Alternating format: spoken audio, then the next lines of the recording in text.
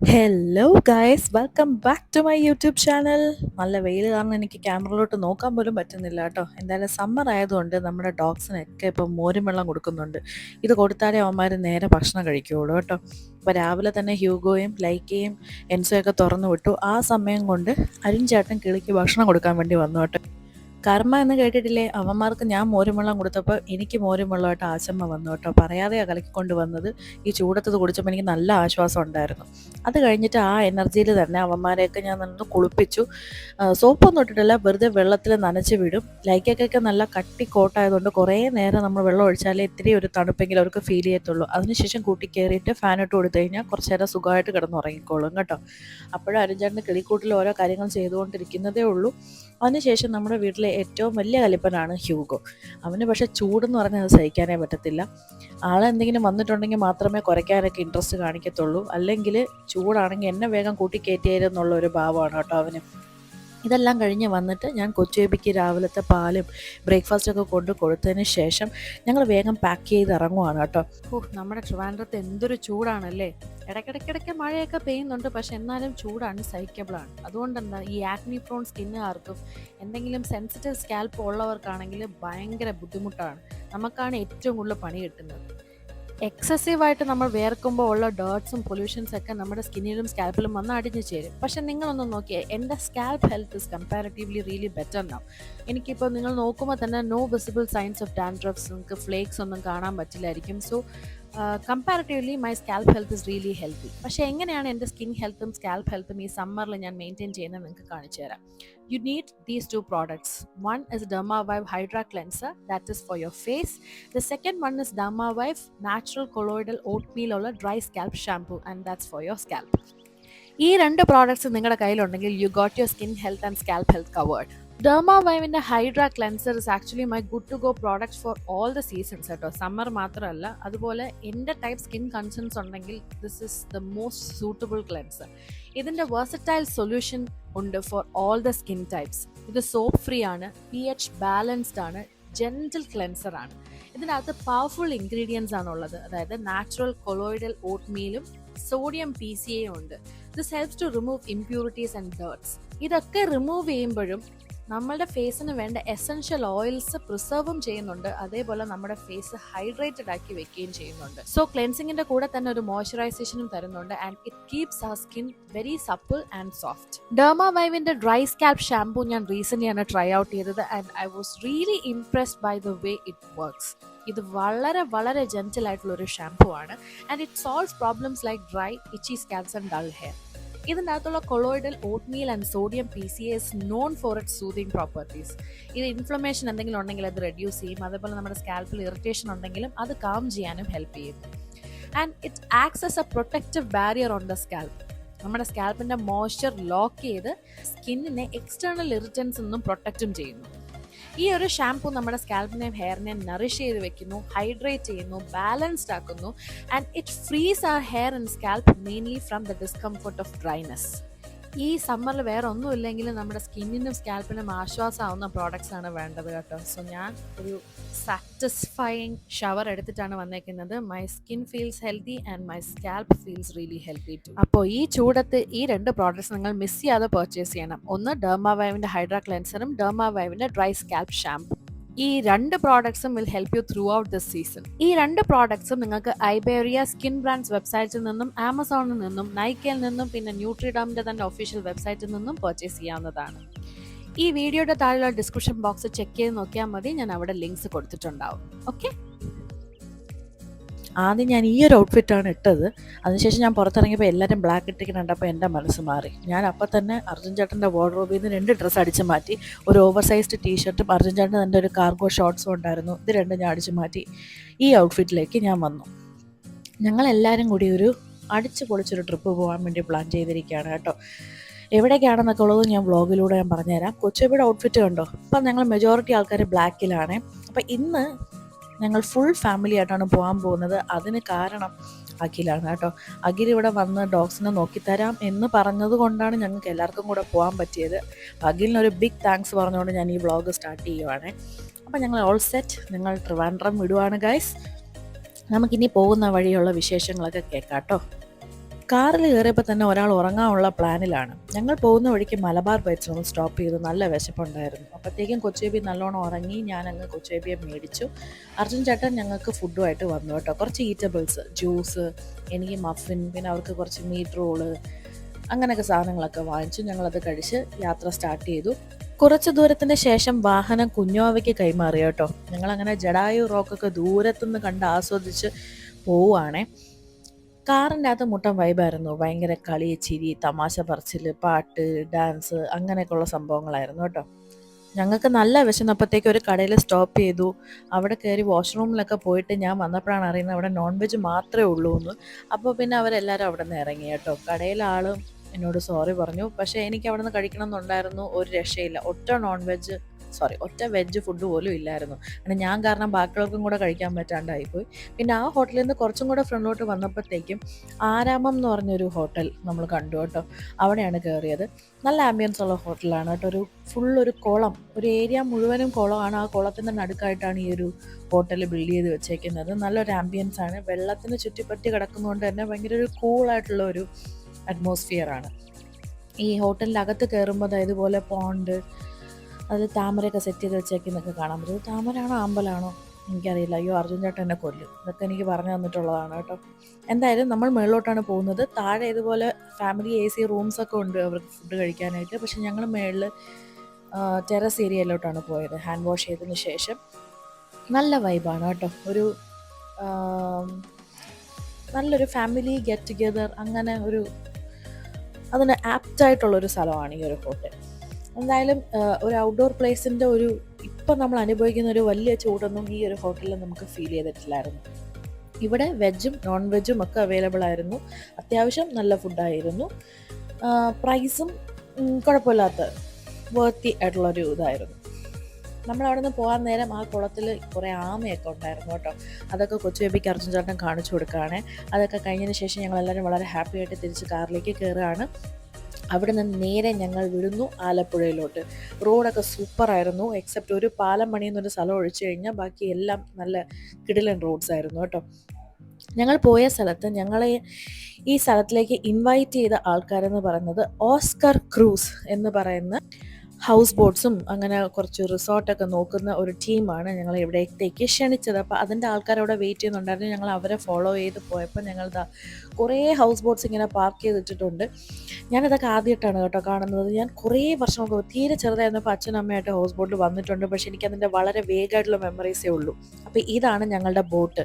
ഈ ബോട്ടിനകത്ത് ഭയങ്കര ഒരു കിടിലൻ സർപ്രൈസ് ആയിരുന്നു. ഞാൻ അവർക്ക് ഇൻഫോം ചെയ്തിട്ടുണ്ടായിരുന്നു അനുവിൻ്റെ ബർത്ത്ഡേ ആണ്, അപ്പോൾ എനിക്കൊരു കേക്ക് കരുതി വെക്കണമെന്ന് മാത്രമേ ഞാൻ അവരോട് പറഞ്ഞിരുന്നുള്ളൂ. പക്ഷേ അതിനും വേണ്ടി അവർ ചെയ്തു തന്നത് ഇത്രയും വലിയ കാര്യമായിരുന്നു കേട്ടോ. ആ ഹൗസ് ബോട്ടിൻ്റെ ലിവിങ് ഏരിയ മുഴുവനും ബലൂൺസും റിബൺസും ഒക്കെ വെച്ച് ഭയങ്കര കിടിലനായിട്ട് ഡെക്കറേറ്റ് ചെയ്ത് എനിക്ക് തന്നിട്ടുണ്ടായിരുന്നു. ഞാൻ ഒത്തിരി താങ്ക്ഫുൾ ആണ് കേട്ടോ ഓസ്കാർ ക്രൂസിനോട്.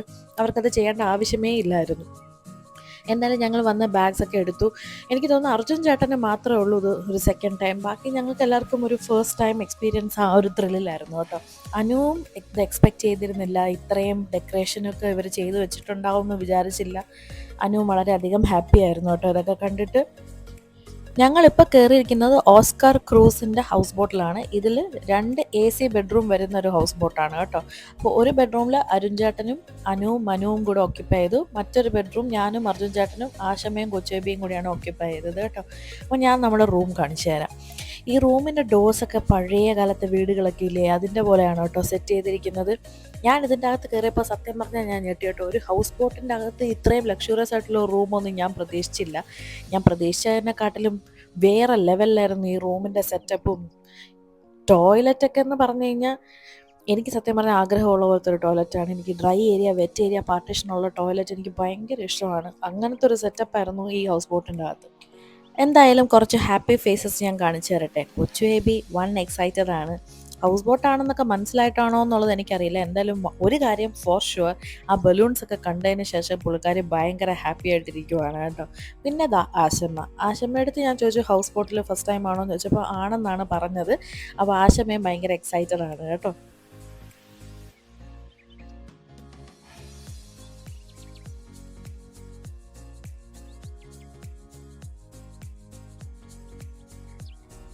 ഇദ്ദേഹമാണ് നമ്മുടെ ഹൗസ് ബോട്ടിലെ ഷെഫ്. പുള്ളിക്കാരൻ കഴിഞ്ഞാലേ എനിക്കുള്ള വെജിറ്റേറിയൻ ഫുഡ് എന്തെങ്കിലും കിട്ടുകയുള്ളൂ. ഞാൻ കേട്ടിട്ടുണ്ട് ഹൗസ് ബോട്ട്സിൽ വരുമ്പോഴത്തേക്കും ഫുൾ നോൺ വെജിറ്റേറിയൻ ഫുഡിൻ്റെ ഒരു കളിയാണ്.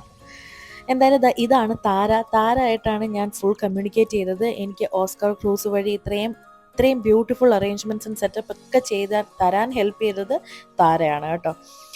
പിന്നെ ഞങ്ങളെല്ലാവരും വന്നപ്പോൾ തന്നെ മൈക്കും സ്പീക്കേഴ്സും ഒക്കെ ഫോണായിട്ട് പെയർ ചെയ്തിട്ട് ഞങ്ങളൊരു ചെറിയ കരോക്കെ ജാമിങ് സെഷനൊക്കെ അങ്ങനെ സ്റ്റാർട്ട് ചെയ്തു. ഈ ഹൗസ് ബോട്ടിൽ ഈ കാണുന്ന ഈ ഫ്രണ്ട് പോർഷൻ ഉണ്ടല്ലോ, ഇത് ഭയങ്കര ഒരു കൂൾ ഏരിയ ആണ് കേട്ടോ. അവിടെ മെത്തയൊക്കെ ഇട്ടിട്ട് നമുക്കിങ്ങനെ ചില്ല് ചെയ്തിരിക്കാം. ഈ കാണുന്നത് രാഹുലാണ്. Rahul throughout the trip നമുക്ക് വളരെ ഹെൽപ്ഫുൾ ആയിരുന്നു. ട്രിപ്പിനെ ഏറ്റവും എൻജോയ് ചെയ്യുന്ന രീതിയിലോട്ട് കൊണ്ടുപോയത് രാഹുൽ കാരണം തന്നെയാണ് കേട്ടോ. അപ്പോൾ ഞങ്ങൾ വന്നപ്പോൾ തന്നെ ഞങ്ങൾക്ക് വെൽക്കം ഡ്രിങ്ക് തന്നിരുന്നു. പാഷൻ ഫ്രൂട്ടിൻ്റെ ഒരു ഡ്രിങ്ക് ആയിരുന്നു കേട്ടോ. നല്ല ടേസ്റ്റി ആയിരുന്നു. ഞങ്ങൾക്ക് നല്ല ചൂടത്ത് ഈ ഒരു ഡ്രിങ്ക് ഭയങ്കര ഒരു ഹെൽപ്പായിരുന്നു. അങ്ങനെ ആശമ്മ കൊച്ചു ബേബിയെ ഡ്രസ്സൊക്കെ ചേഞ്ച് ചെയ്യിപ്പിക്കാൻ കൊണ്ടുപോയി. ഞങ്ങൾ ആ സമയം കൊണ്ട് കരോക്കി പാടുകയാണ് കേട്ടോ. हमने तुमको देखा तुमने हमको देखा ऐसे हम तुम सनम सातों जन्म चलते रहे हो वैसे. അർജുൻ ചേട്ടൻ്റെ പാട്ട് നിങ്ങൾക്ക് ഇഷ്ടപ്പെട്ടോ? അപ്പം ഞാൻ തിരിച്ചൊരു പാട്ട് പാടി കേൾപ്പിച്ചു കൊടുത്തു കേട്ടോ. അതും കൂടെ കേൾപ്പിച്ചു തരാമേ.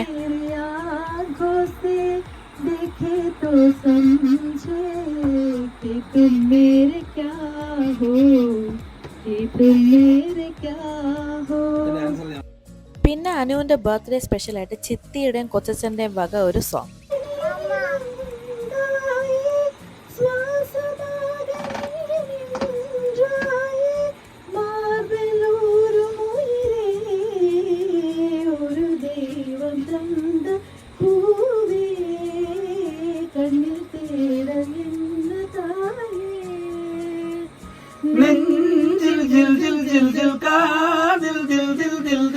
കണ്ണത്തിൽ മുത്തമിട്ടാൽ നീ കണ്ണത്തിൽ മുത്തമിട്ടാൽ നെഞ്ചിൽ ജിൽ ജിൽ ജിൽ ജിൽ കാതിൽ ദിൽ ദിൽ ദിൽ ദിൽ കണ്ണത്തിൽ മുത്തമിട്ടാൽ നീ കണ്ണത്തിൽ മുത്തമിട്ടാൽ.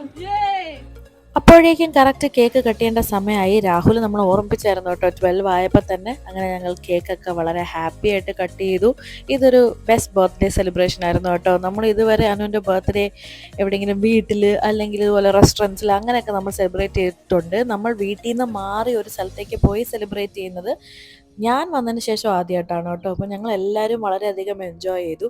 കൊച്ചു ബേബിയും കുറച്ചൊക്കെ നല്ല വലുതായതുകൊണ്ട് നമ്മൾ ഈ ട്രിപ്പിൽ കുറച്ചുകൂടി രസമുണ്ടായിരുന്നു. തീരെ ന്യൂ ബോൺ ഫേസ് ആയിരുന്നെങ്കിൽ എനിക്ക് ഇത്രമാത്രം ഇവരൊക്കെ ആയിട്ട് ഇൻവോൾവ് ചെയ്ത് നിൽക്കാൻ പറ്റുമായിരുന്നു എന്നുള്ള കാര്യത്തിൽ സംശയമുണ്ട്.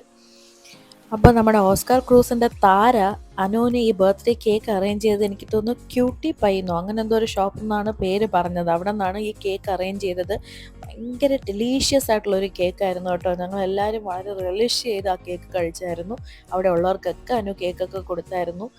നല്ലൊരു ഹാപ്പി ആൻഡ് പ്ലെസൻറ്റ് ബർത്ത്ഡേ ആയിരുന്നു. Birthday in A house boat നല്ല അടിപൊളിയായിരുന്നു. അതിനുശേഷം ഞാൻ പിന്നെ പോയി ഡ്രസ്സൊക്കെ ചേഞ്ച് ചെയ്ത് വന്നിരുന്ന് ഞങ്ങൾ കുറേ നേരം ഇങ്ങനെ കരോക്കെയൊക്കെ പാടി അങ്ങനെയൊക്കെ ആസ്വദിച്ചുകൊണ്ടിരുന്നപ്പോഴത്തേക്കും വിശന്നു തുടങ്ങിയപ്പോഴത്തേക്കും അവർ ഫുഡ് കൊണ്ടുവന്നു കേട്ടോ. ഞാൻ ആദ്യം കുറച്ചിങ്ങനെ ആലോചിച്ചു എനിക്കുള്ള ഫുഡ് എന്തായിരിക്കും എന്നുള്ളത്. കാരണം ഫിഷിൻ്റെ പല വെറൈറ്റി സാധനങ്ങൾ ഇങ്ങനെ കൊണ്ടുവയ്ക്കുന്നുണ്ടായിരുന്നു. ഫിഷ് ഫ്രൈ ചെയ്തത്, ഫിഷ് കറി വെച്ചത്, പിന്നെ വേറെ എന്തെല്ലാമോ ടൈപ്പ് കുറേ നോൺ വെജ് സാധനങ്ങളൊക്കെ കൊണ്ടുവച്ചായിരുന്നു. ഇവരുടെയൊക്കെ ഫേസിൽ നല്ല ഹാപ്പിനെസ് ഒക്കെ ഉണ്ടായിരുന്നു കേട്ടോ. എൻ്റെ ഫുഡ് കുഴപ്പമില്ലായിരുന്നു. എനിക്ക് ചോറ്, പരിപ്പും തോരനും അച്ചാറും ആയിരുന്നു എനിക്കുണ്ടായിരുന്നത്. എനിക്ക് പൊതുവേ രാത്രി ചോറ് കഴിച്ച് എനിക്ക് ഒട്ടും ശീലമില്ല. അപ്പോൾ അതെനിക്ക് കുറച്ച് ബുദ്ധിമുട്ടായിരുന്നു. എങ്കിലും ഇങ്ങനെ അഡ്ജസ്റ്റ് ചെയ്ത് കഴിച്ചു കേട്ടോ. ബാക്കി ഇവരെല്ലാവരും ഫുഡ് വളരെയധികം ആസ്വദിച്ച് തന്നെയാണ് കഴിച്ചത്. കൊച്ചു ബേബി എന്താണെന്നറിയില്ല, ട്രാവൽ ചെയ്ത് വന്നപ്പോഴാണെന്ന് തോന്നുന്നു ഫുഡിൻ്റെ കാര്യത്തിൽ പണിമുടക്കി. എന്ത് ചെയ്താൽ ആഹാരം കഴിക്കത്തില്ല, പക്ഷേ ലിക്വിഡായിട്ടുള്ള ഇതൊക്കെ കഴിക്കുന്നുണ്ട്. പാൽ കുടിക്കും, വെള്ളം കുടിക്കും, ജ്യൂസ് കുടിക്കും, പക്ഷെ എന്ത് ചെയ്താൽ ഭക്ഷണം കഴിക്കത്തേ ഇല്ലായിരുന്നു. അതെനിക്ക് ഭയങ്കര ടെൻഷനായിരുന്നു. ഞാൻ ആദ്യം കുറച്ച് ഫോഴ്സ് ചെയ്തൊക്കെ ഫീഡ് ചെയ്യാൻ ശ്രമിച്ചപ്പോഴത്തേക്കും തിരിച്ച് വൊമിറ്റ് ചെയ്യാനുള്ള ടെൻഡൻസിയൊക്കെ കാണിച്ചു തുടങ്ങിയായിരുന്നു. അപ്പോൾ പിന്നെ ഞാൻ വിചാരിച്ചു മോളുടെ ഇഷ്ടത്തിന് മോളുടെ ബോഡി എന്താണ് പറഞ്ഞതെന്നുള്ളത് മോൾ അനുസരിക്കട്ടെ എന്നുള്ളത് കൊണ്ട് പിന്നെ വെള്ളമെങ്കിൽ വെള്ളം മാത്രം കുടിച്ചാൽ മതി എന്നുള്ള രീതിയിലെത്തി.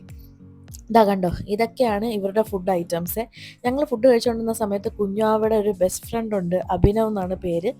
അനുവിന് ബർത്ത്ഡേ വിഷ് ചെയ്യാൻ വേണ്ടി വീഡിയോ കോൾ വിളിച്ചായിരുന്നു കേട്ടോ. എനിക്ക് അഭിനവിന് വലിയ കാര്യമാണ്, ഭയങ്കര തമാശക്കാരനാണ്, സമയം പോകുന്നതേ അറിയില്ല അഭിനവിൻ്റെ അടുത്ത് സംസാരിക്കുമ്പോഴത്തേക്കും.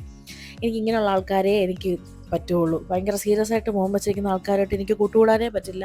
അപ്പോൾ അഭിനവൊക്കെ ഭയങ്കര പൊളിയായിട്ടുള്ള ഒരു കുട്ടിയാണ്. എനിക്ക് ഫുഡ് കഴിക്കാൻ നേരത്തെ ഏക ഒരു ഡ്രോബാക്ക് എന്താണെന്ന് വെച്ച് കഴിഞ്ഞാൽ മീനിൻ്റെ സ്മെല്ല് ഭയങ്കരമായിട്ട് കിട്ടുന്നുണ്ടായിരുന്നു. എനിക്ക് നോൺ വെജ് കഴിക്കുന്നവരുടെ തൊട്ടടുത്തൊന്നും ഭക്ഷണം കഴിക്കാൻ എനിക്ക് ബുദ്ധിമുട്ടൊന്നുമില്ല. അപ്പോൾ എൻ്റെ ഫ്രണ്ടിൽ നോൺ വെജ് ഉണ്ടെന്ന് പറഞ്ഞ് എനിക്ക് ഉടനെ അങ്ങനത്തെ ബുദ്ധിമുട്ടുകളൊന്നുമില്ല. പക്ഷെ തീരെ ഒരുപാട് മീനിൻ്റെ സ്മെല്ലൊക്കെ വരുമ്പോഴത്തേക്കും എനിക്ക് കുറച്ച് ബുദ്ധിമുട്ടൊക്കെ ഫീൽ ചെയ്യാറുണ്ട്. എസ്പെഷ്യലി നോൺ വെജ് സെർവ് ചെയ്യുന്ന സ്ഥലങ്ങളിൽ ചിലപ്പോൾ പ്ലേറ്റിലും ഗ്ലാസ്സിലും ഒക്കെ ഈ ഒരു സ്മെല്ല് വരാൻ ചാൻസ് ഉണ്ട്. അപ്പോൾ ഞാൻ എപ്പോഴും കോൺഷ്യസ് ആയി പോകും, അത്രേ ഉള്ളൂ. എന്തായാലും ഫുഡൊക്കെ കഴിച്ചതിന് ശേഷം അർജുൻ ചേട്ടനും കൊച്ചുബിയും കുറേ നേരം നമ്മുടെ ഹൗസ് ബോട്ടിൻ്റെ ആ ഫ്രണ്ടിലത്തെ ഭാഗമൊക്കെ ഉണ്ടല്ലോ, അവിടെ കുറച്ച് നേരം സ്പെൻഡ് ചെയ്തു. അപ്പോൾ അത് അനുവൊക്കെ ഡ്രസ്സൊക്കെ ചേഞ്ച് ചെയ്ത് സ്ലീപ്പ് ടൈമിന് റെഡി ആയിട്ട് വന്ന് ഹൈപ്പറായിട്ട് അവിടെ നിന്ന് ഡാൻസ് കളിച്ചുകൊണ്ടിരിക്കുകയാണ്. അനുവിൻ്റെ കൂടെ കൂട്ടിന് കൊച്ചച്ഛനും.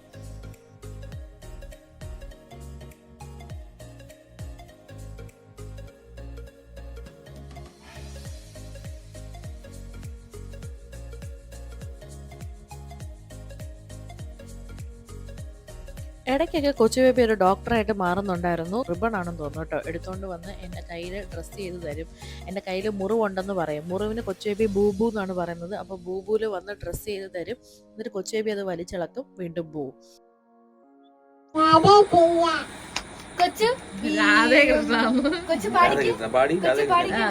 കൊമ്പനാന കുട്ടപ്പ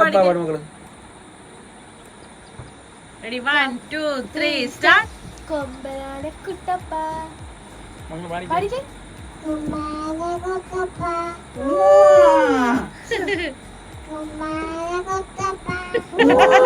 കൊച്ചു വീഴും വീഴും പാടിക്കേ. കാണാനൊന്നും പറയല്ലെന്ന്. അത് കഴിഞ്ഞ് ഞാനും അനുവും കൂടി ഞങ്ങളുടെ ഫേവറേറ്റ് നാൻസി അജ്രമിൻ്റെ ഒരു സോങ് എടുത്തിട്ട് അതിൻ്റെ കരോക്കെ പാടി വീർപ്പിച്ചു കേട്ടോ.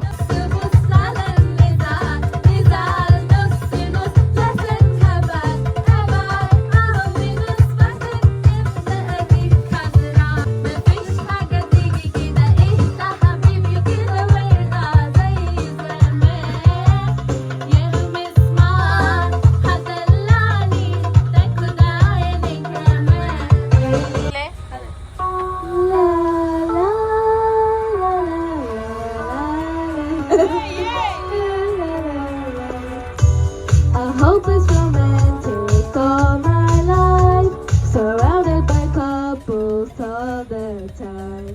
I guess I should take it as a sign.